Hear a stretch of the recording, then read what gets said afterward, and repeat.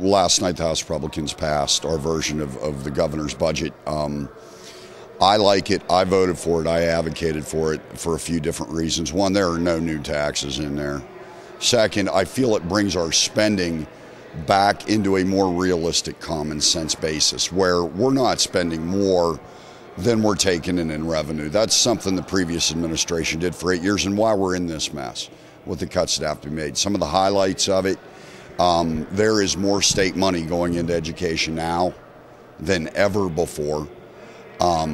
We tried to find a good balance that, again, would not stifle job creation, that would not raise taxes, and that would be amenable to a lot of families that still haven't recovered from the recession from a few years ago.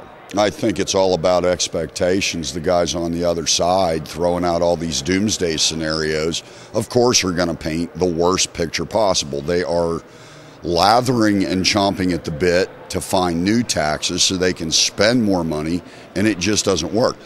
In case you didn't notice, Governor Rendell's initiatives have not yet borne fruit. I doubt they will.